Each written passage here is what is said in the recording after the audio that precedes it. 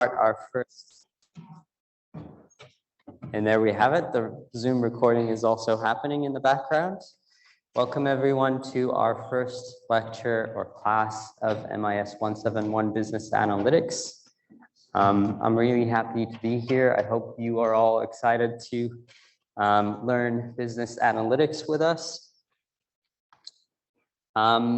Just to start off, I'm letting you know that our classes get recorded as well. So if you miss anything or if you want to review anything, know that there is going to be a recording available on our unit site at the end of each week.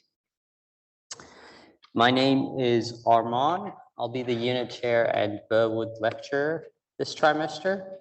I have a wonderful team helping me out with the teaching and marking in this unit. I have Ishan here with me, helping as the TA, but he is also assisting with tutorials. There's Stephen, Scott, Hilton, Mustafa, Stewart, and Jack Binder. All of us will be involved in the teaching of business analytics in T2 2023. We also have past leader Hannah, who introduced herself in due course. I have provided some description of past sessions on the unit site for you to have a look at. This is just another support platform for all of you moving forward. We also have math mentors and various other forms of support. Now, before we begin and continue with the rest of the material, just like to demonstrate this little thing that we will be using throughout the trimester in our classes and in some of the online seminars as well. It's called Mentimeter. As you can imagine, with this unit being one of the largest units here at Deakin, I think we have over 470 Burwood students. We have over 230 online students. We have around 130 students at Waterfront, Geelong, and several students at Warrnambool as well. So 3 campuses plus the online, and in total, over 850 students enrolled. So it's going to be very difficult for me to chat with every single one of you individually, especially throughout the classes. But luckily, we have the seminars as well, where you would get to meet your tutors and have more one-on-one interactions, hopefully. This is just a way for us to interact during our classes and allows you to provide some feedback or comments or ask questions, answers if I ask questions throughout the class. Just be mindful, obviously, of the fact that we need to be respectful and blah, blah, blah. All right. How are we feeling? I'm not sure how Dan Johnson plays into how we're feeling, but okay. Keen, excited, interested, nervy, confident, curious, cool, motivated, fascinating, determined, hyped. Wow, all very positive. Unsure, well, not all, but we do have a few unsure and nervous. Just to let you know, so am I. So don't feel that it's just you. It's the beginning of the trimester, and it's always a little bit nervous for all of us. But as we get through it and we start with the learning and the practical side of things, you'll find that it's going to be a lot easier. Now, I didn't just ask this question to get us to practice how Mentimeter works, because I'm guessing everyone who's already provided an answer over here knows how it works. You simply need to go to menti.com and provide the code that is appearing up there. Sometimes you can even use a QR code if if the people set it up properly. But the main reason that I asked this question, I asked you to participate, was to demonstrate that under any circumstance, there's data being transferred, collected, and could potentially be used. So for instance, if I'm planning for next year's MIS 171, I can use this data to plan better when it comes to people who are nervous, for instance. What extra support can we have for those that will assist their smooth transition into the actual learning process? For those who are excited, try to be more motivating and more, engaged, et cetera, et cetera. So this stuff does help, and that's what business analytics is all about, or analytics in general is all about. Thank you very much for everyone who participated. 52 responses. That's terrific. All right, I'll let this continue in the background, but what I'm going to do is go back to our slides now and explain to you a little bit about how this unit was designed. Now, the T1 unit chair, Dr. Reza Kachui and Stephen Williams together, they have redeveloped the unit and tested it out. The current format has received a few awards, for instance, the Deakin Vice Chancellor Award, and also the Australian Award for University Teaching. They've put a lot of effort and thinking into it, and it has shown to help our students do well. So with regards to the design, the format of the units, just want to assure you that you're in good hands. With regards to the teaching team, I have big shoes to fill, but the rest of the team, they are very experienced with this unit, very professional, and you'll get to know them. Also very friendly and approachable. And hopefully together we'll be able to help you do really well in business analytics. There are 4 learning outcomes for our unit. You can view these on the unit guide. So if you go to our unit site, which I'm going to demonstrate in a second, and go to content, under week 0, we have the unit guide for this unit, where you can read about the learning outcomes, what we are hoping you will achieve by the time we finish the trimester. The 4 of them are to essentially understand how to solve a business problem using analytics, being able to use a particular software to perform analytics. In our case, that's going to be Excel. Which approach to analytics is most suitable in that particular case or in that particular problem that you are trying to solve? And very importantly, last but not least, how would you go about communicating the results? How would you go about communicating what you found to a manager, to a decision maker, who might not really know the statistics or analytics lingo, but would like to be able to use what you found to make better decisions for their organization, for their business? Those are the 4 learning outcomes. As for support, I'll come back to this again when I'm on the unit site, but we have discussion forums, excuse me, where you can post your queries and expect a response in about 2 working days. We'll try to get back to you sooner, but allow up to 2 working days for a response from the unit team. And for more personal matters, you can reach us through the MIS 171 email address.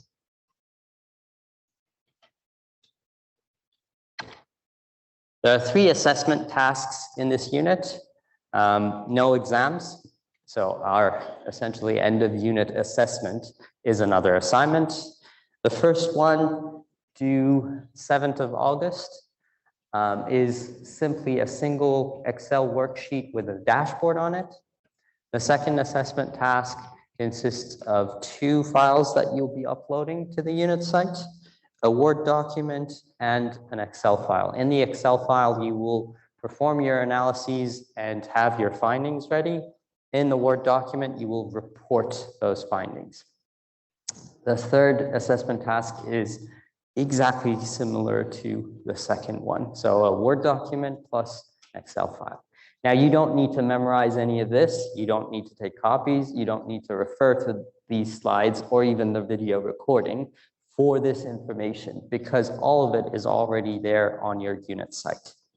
If you look at your unit guide, which is again available under week 0, all of that information is there. So dates, deadlines, what it's all about, and what the expectations are. The details of each assessment task will be released closer to the assignment deadline.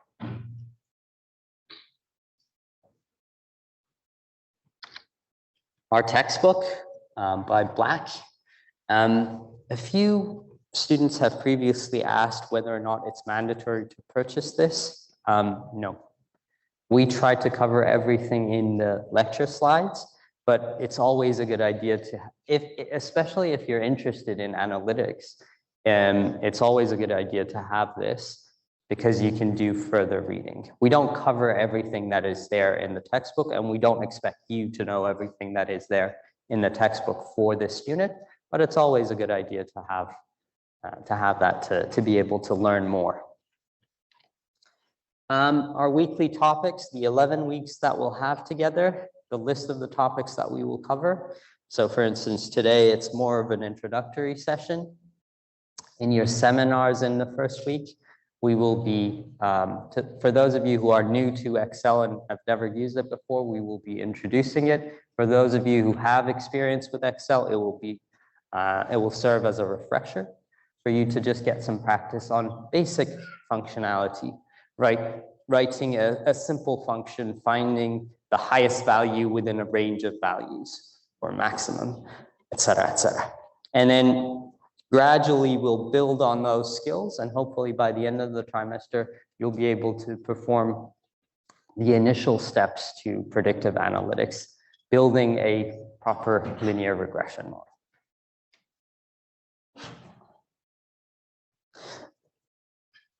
I know I've put a note on this on the unit side, but before I forget, it builds on top of each other. So for instance, if you look at week 3, it's bivariate analysis, and week 2 is univariate analysis.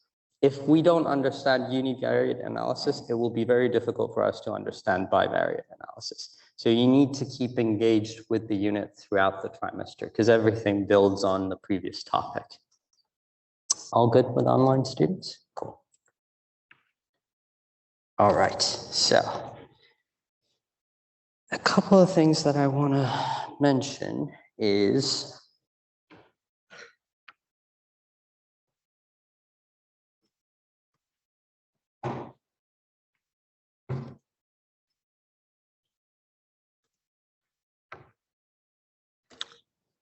expectations, our expectations as the unit team. Respecting each other and the teaching team, obviously. Trying your best to keep up with the topics, being engaged with your studies, reach out when you need help. That's there. We have consultation sessions, weekly consultation sessions. We have the discussion forums. We have past sessions, like I said. Math mentors are there to help. And during your seminars, your weekly seminars, if you have questions or need guidance, you can, and we hope that you do, approach your tutors and ask for help. Don't leave it for the last minute. Don't leave it for the day of the deadline to say, I'm not sure how to approach this problem, right? And Now, I want you to tell me what you expect from this unit. Very interesting. A few of the comments are about marks. Now, just to clarify something, to me at least, I don't care if you get an HD, a distinction, credit, or a pass.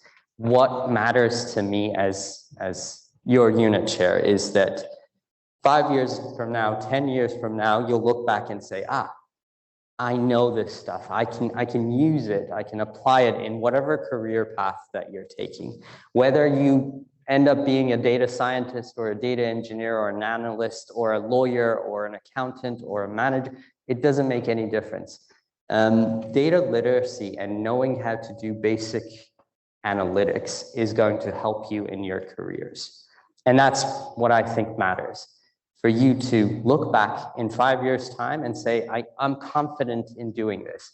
If you're not in analytics, in the analytics field or the data science field, and someone approaches you with a solution and tries to explain it, you get that, okay? That matters more than getting an HD in 171, I think.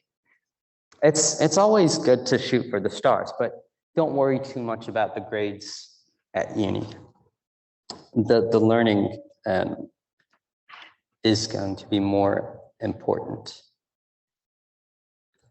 And another point I'd make is try not to compare your units with each other, and to each their own. But thank you all for sharing. So far, we've got 38. I remember once, a couple of trimesters ago, someone said to learn Excel. And yes, we are going to use Excel as the main software for all of our analytics procedures here in this unit. But don't lose sight of the fact that the hope is for you to learn the analytical procedure. Because if you do that and you end up becoming a data scientist, et cetera, then you can take that, what you've learned, the approach, the steps, and apply it in another platform besides Microsoft Excel. So you can do this in R or Python or any other programming language. It doesn't have to be Excel necessarily. But again, we will walk you through all the Excel steps as well. Become a billionaire. That's interesting. Yes, why not? Absolutely. Analytics, I mean, we can think of many examples of people from this area, from this field, who earn big bucks.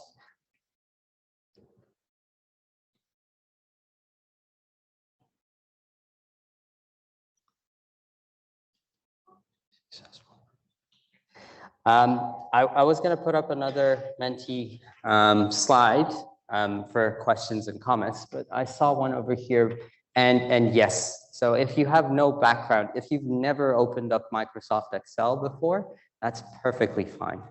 Note that at least 30% of your peers are on the same boat with you, and that's why we're here. We're here to help, what we're expecting from you is to trust us, put in the work, and by the end of the trimester, you'll be very confident with this stuff. So don't worry if you have never worked with Excel.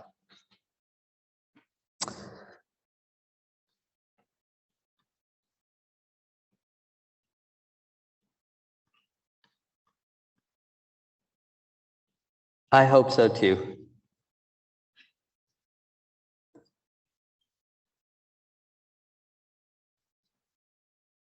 All right, excellent. Appreciate all you sharing this with me. Now, what we're going to do is I'm going to leave this open for your questions and comments. We'll come back to this at the end of the lecture today. But for now, I want to go to our unit site and just demonstrate how it all works. Some of you, I understand, many of you are first-year students, new to Deakin potentially, and have never seen how our unit sites work, and hopefully this will help with that. But this is open for you to post any questions. So this is our unit site as students see it. On the home page, usually we post important announcements. So if, for instance, something happens to one of our tutors, God forbid, and they can't make it, we'll put up an announcement saying, this session will be canceled and we'll ask you to attend another one, or a replacement session will appear, et cetera, et cetera. Those types of announcements go here. We have the unit team here. You can flip through them. Again, please don't forget to only use the MIS 171 email address, and only if it's a personal or private matter that you want to discuss. Otherwise, use the discussion forums, which I'll show you in a second. These tiles that you see at the bottom of the home page refer to the content tab. You can go through them through the content tab, or you can use the tiles, makes no difference. With the content tab, we have all the learning material for the unit, and these will be published or released on a weekly basis. So before week 2 begins, the lecture material and tutorial material for week 2 will be posted here. There will be another line below week 1, and that's where you can go to get the lecture PowerPoint slides and the tutorial data and the tutorial instructions. Excuse me. Under week 0, you have your unit guide. As I said, all the information about what type of assessments we have in this unit, what are the learning outcomes, even the weekly topics are listed in there. If you go to week 1, there's a few links for readings, et cetera, et cetera. I'll let you explore those, but under the week class or lecture, you can find the slides for this week. And if you go to seminar lab activities, you can find not only the data in the form of an Excel file, but also the instructions for that week's seminar activities with all the steps detailed, which your tutors will guide you through them as well. And then hopefully by the end of the session, by the end of each seminar, when you have the results, you can then have a discussion about what those results mean. If I go back to content and scroll further down, under assessment resources, this is where you'll see instructions for each assessment task when the time comes. Recordings will appear here. So today's session is being recorded. One seminar gets recorded every week as well, and you will get access to that if you need to review. Under online classrooms, and this is more for our online students, you get access to the Zoom links. But for those of you who want to attend our weekly consultation sessions, you also need to go through here. That's the link. The meeting ID and password are available to you. Just make sure that you use your Deakin Zoom account on the app. You shouldn't be using any other account if you have one to access our meetings. Now, discussions. By the way, before I explain discussions, just a quick note on the assessment tab. Extension request is where you need to go to request an extension if you have a case and there's evidence that you require an extension. Assignments is where you go if you want to, if you've finished your one of your assignments and you want to submit it by the deadline. This is just for show. I just wanted to let you know how it all works. A Dropbox will appear here saying assignment 1, for instance, and you click on it, and there you'll be able to add your Excel file or your Word document or whatever it is that you require to submit as part of that assessment task, and finally submit. Last thing I'm going to say about our unit site is the discussions forums. We have various forums. Try to look at other people's questions and responses. It helps.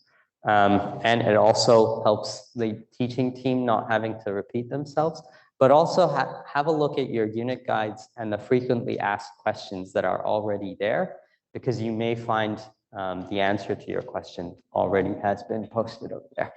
But if you feel like you need to ask something that we haven't provided an answer to, just find the relevant forum. So if you have a question about assessment 2, please don't post it under assessment 1, because that makes all of our lives a bit more difficult. I strongly recommend that you all go through the frequently asked questions discussion forum. Me and the team try to regularly update this based on the questions that we get from students. So hopefully this will clarify certain things.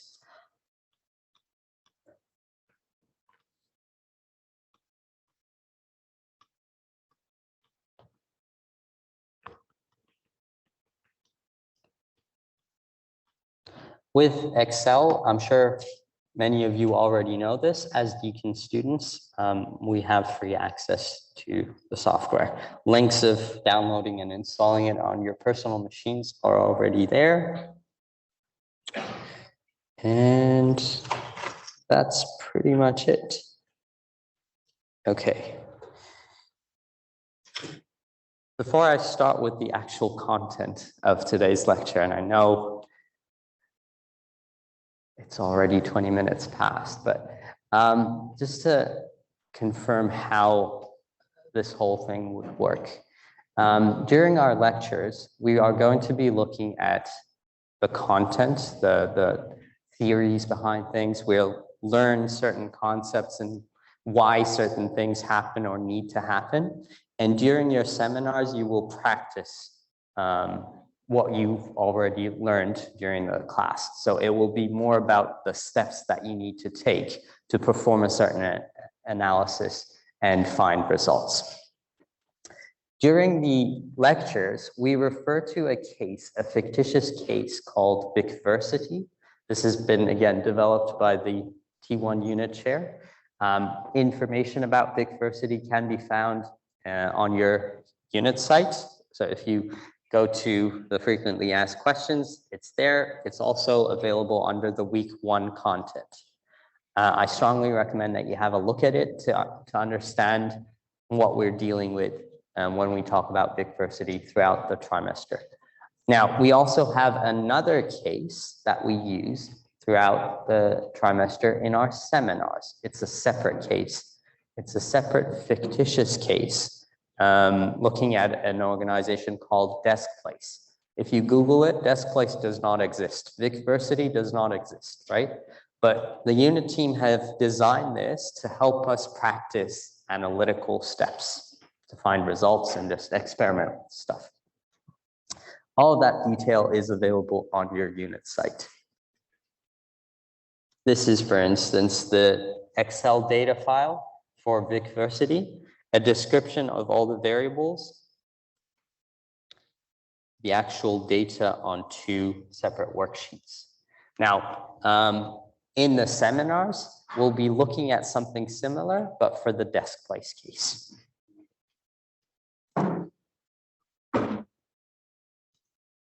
All right, so before I start the content, I'll go back to my Menti and see if anyone has any questions. Is attendance necessary? That's a very good question. So attendance isn't generally mandatory at Deakin University. However, there's 2 things that I want you to pay attention to. First of all, under certain visa requirements, attendance at uni, there are certain constraints to it, and you have to meet those expectations, and that's beyond the scope of what we're going to deal with, right? You just have to, if you need advice on that, you have to go to a student advisor.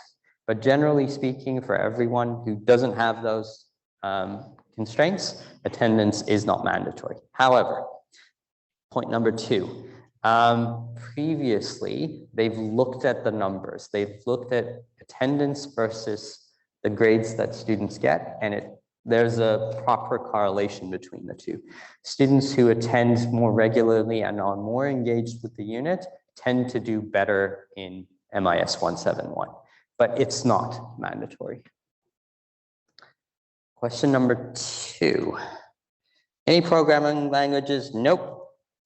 What kind of tools that will be useful in this course? Just Excel, and we will walk through all the steps together in the seminars.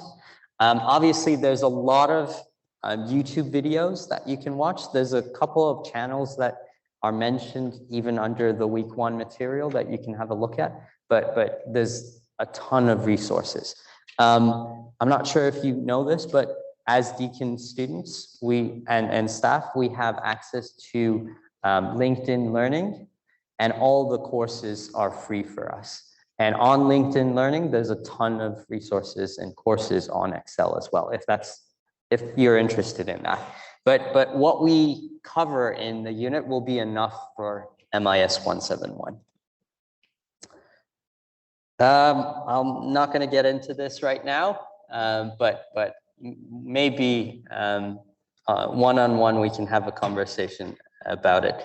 The university stance right now is that it's okay to use ChatGPT as long as you refer to it when you do so. Obviously, you have to be mindful of certain rules, not breaching those academic integrity policies of just plagiarism, et cetera, but yeah. Could we have all of the semester's resources? Unfortunately not. The way it's been developed, and we're going to stick with that routine, is that the weekly material becomes available to students on a weekly basis. Should we be taking notes during class? It's up to you if you'd like. It's all going to be there for you to access, as well as the recording. What is the best calculator? That's a trick one. That's a complicated one. Maybe ask ChatGPT and it could come up with a solution. Are the recordings available on cloud? Yes, everything is available on CloudDQ. If I do become a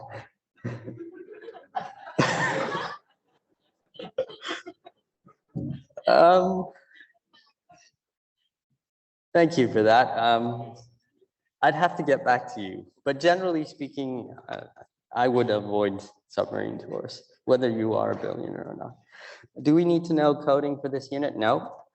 Is there any chance we can get more tiles up to E5? I think I've already answered. Unfortunately not. I'm going to stick with the same routine as before. What do you think is the best way to keep your notes? I'm not sure I understand that question. But, use a file organizer? Can we join these classes only? So I have tried to explain the difference between a class and a seminar under the frequently asked questions discussion forum. If you have a look, you'll see that there is a difference. In the class, we focus more on the content, on topics and theories, on the why. In the seminars, we look at the how we take the steps needed to perform a particular analysis. So they kind of work hand in hand. If you're asking whether you can join us online with the classes, it's up to you. I would personally prefer if you all show up, but it's up to you. With the seminars, there is a university-wide policy that on-campus students need to attend on-campus seminars. For cloud students, can we switch between seminar?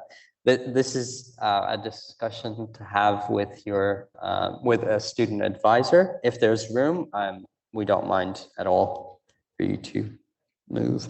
Is it okay to just passively drop in a consult? Yes, consultation sessions are not recorded. It's not mandatory to attend one. If you have any comments, questions, need help on something related to this unit, just go to a consultation session. And you can also just attend to hear other people's questions and the answers that are provided. However, note that sometimes they use breakout rooms. So if they do this on a one-on-one in a breakout room, then you won't get to hear anything. Okay. When will the recording be available? So recordings of especially the seminars become available towards the end of the week, because we have some seminars on Fridays, and we want to make sure that those happen before the recordings become available. Yes, 50%, that's correct. And we have no hurdle requirement. Everything that you need, we will cover in the unit, but there's also math mentors as support. Is it seminar class start on next week? No, everything starts from week 1. How are the attendances marked? They are not. Can we attend the lectures online? Yes, we can. And lastly, I've gone through the book for this unit. It's quite long. Yes, it is. No, you don't need to read all of it. All right, so I think that covers everything. I'll leave it open. If you still have questions, you can continue with that and we'll try to come back to it. But we need to get through some of the concepts as well. Essentially, what I'm going to do in the next 10 minutes or so is talk to you about what business analytics is and some very fundamental concepts related to business analytics. Because if we know that, then we can start applying it to data. Essentially, what we mean by business analytics is to look at data in order to transform it into something that is more meaningful for a decision maker, so that the decision maker can take that and make a better decision. Instead of relying on gut feeling, they can say, I'm going to make an informed decision based on the results of the analytical procedures using data. That's essentially it. What we do is as analysts, we take data, raw data, and we transform it into information or intelligence that will be used by decision makers. This is essentially the same thing. How that gets done, it has a few components to it. It requires data, obviously. It requires knowledge of statistical and analytical techniques. And you essentially have to have IT as well helping you, because without technology, it becomes very difficult to do everything by hand, especially when you consider concepts like big data, where there's tons and tons of data records to go through, to sift through. Think about the various rewards points that supermarkets offer. They're collecting information, data on their customers, and there's tons of it, right? So going through all of that manually is just impossible. What we need is technology to allow us to look at it and find patterns and thereby make better decisions as a business. There are 3 components, pillars, techniques, whatever you want to call them, of business analytics or analytics in general. Now, if you Google this, if you do a little bit of research, some people have expanded this and now they say there's 5, but we'll stick to the most basic form of 3 types of analytics. We have descriptive analytics, we have predictive analytics, and we have prescriptive analytics. The names are pretty self-explanatory. Descriptive analytics is all about describing what is or what has been. The current situation or the past situation, you try to summarize it, you try to explain it. That's descriptive analytics. With predictive analytics, you're trying to use what data you have available to you, again, current or past, to try and project what's going to happen in the future. What are my sales values going to look like? How many casual staff will I need to perform certain tasks during May, for instance? That sort of thing. Now, prescriptive is a bit more challenging. As the name suggests, you're trying to prescribe something, a solution. You're trying to help a business or an organization take the optimum route. I'll give you an example. You are a small retailer in the business of selling fish, and you're not a fisherman. You don't go out to sea to bring in the fish. You buy the fish from somewhere else and you sell them to your customers. If you buy too many, you're at a loss because you might not end up selling all of them. If you buy too few, again, you're at a loss because you could have been making more profit on the fish. The ideal situation is that you find the perfect amount of fish to buy to then be able to sell to your customers and make a lot of money. How many is or falls under the forte of prescriptive analytics? Now, I just wanted to give you an explanation of this, but we are not covering that in MIS 171. At best, we'll get to look at how predictive analytics could look at, but our main focus is going to be on descriptive and a little bit predictive analytics. Any questions about any of this?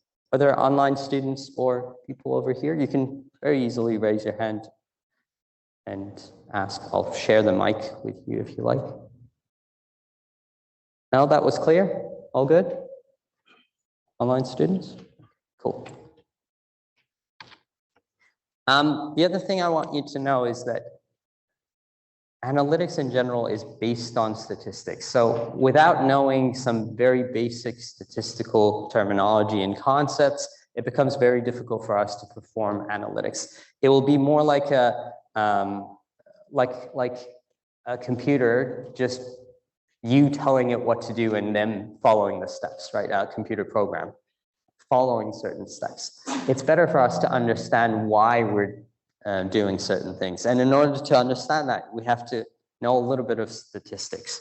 Are we going to teach and learn statistics in this unit? Are we going to need to memorize anything? Are we going to need to write down statistical functions and formulas to find answers to stuff? Absolutely not.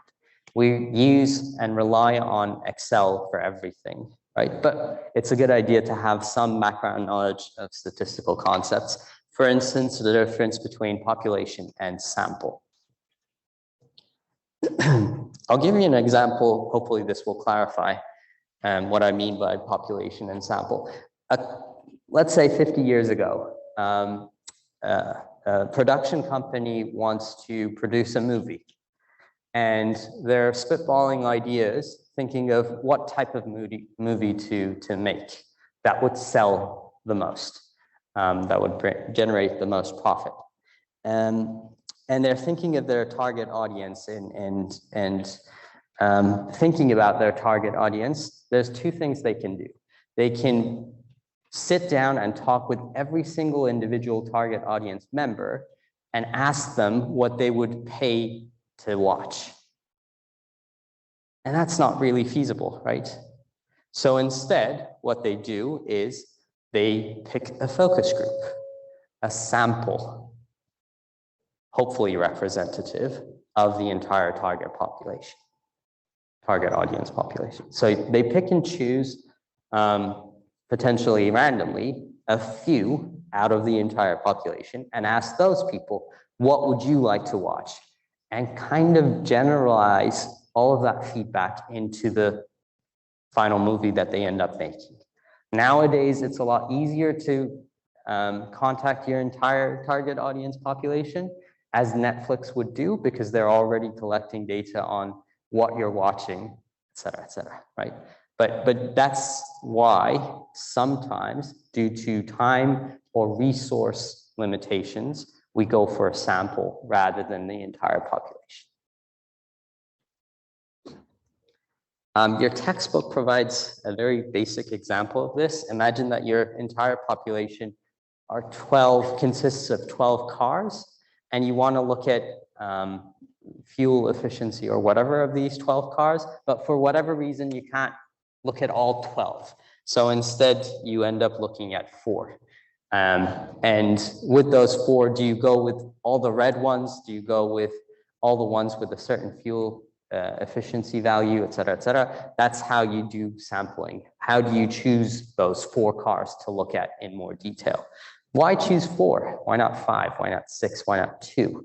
All of that comes into consideration. We're not going to ask you to think about this in this unit, but you have to have this in the back of your minds moving forward with your analytics.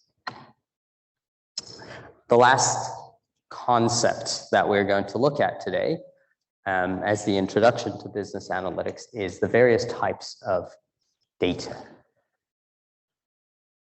There are two main types of data: data that is based on numbers and data that is based on text.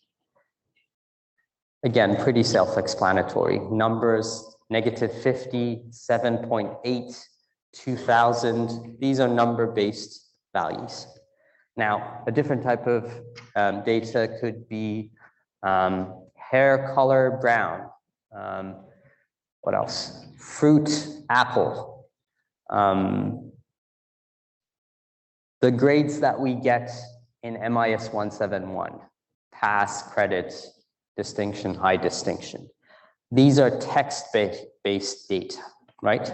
Now, if you look at each one of those, number-based versus text-based, each of those have their own categorization as well. Number-based can be either discrete or continuous.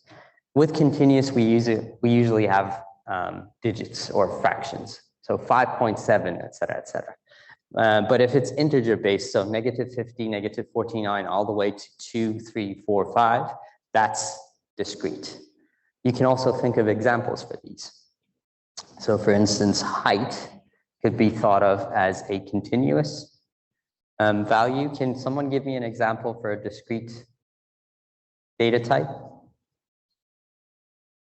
Yeah. Marks in a spelling test, I guess. Very good. Yes. Excellent. Any other examples that we can think of?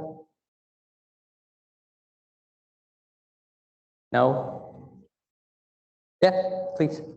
Number of wheels. Number of wheels a car has. Yeah, absolutely. You can't have 4.5 wheels. Number of students in this room.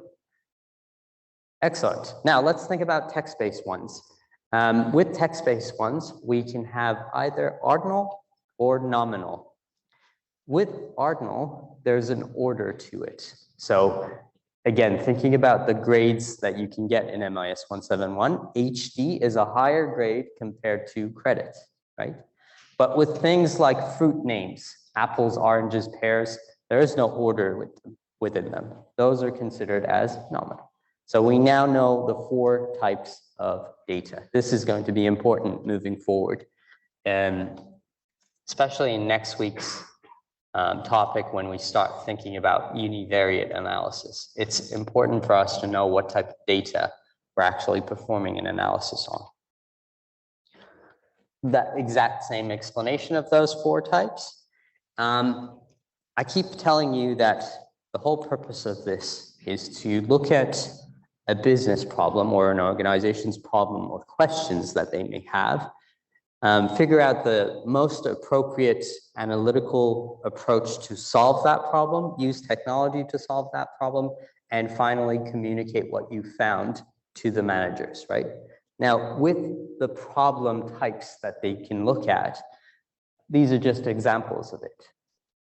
It doesn't have to always be about money. In some cases, it has got nothing to do with financial aspects when you're performing analytics. For instance, in an organization, you could be trying to find high achievers or the top most talented individuals. Why? Why do we care about why would an organization care about their most talented individuals, employees? Because they make the most money for the company. Very good. And they don't want to lose them. They want to make sure that those top talented individuals are happy where they are. Do not get poached by another business, right? So it doesn't always have to be about financial aspects. Analytics can be applied and used in all aspects of our lives. That's essentially everything we wanted to cover today. There's a few slides after this explaining what big data is, explaining what data mining and machine learning are.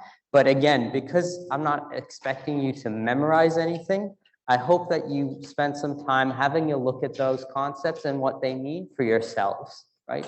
It's not going to be applied within this unit, but it is important for all of us to have a look at them and at least have heard them once. That's it for today. I really appreciate everyone joining me. Thank you so much. I'll have a look at the questions to see if there's anything else I need to answer. Otherwise, enjoy your seminars and I will see you again next week. Thank you very much.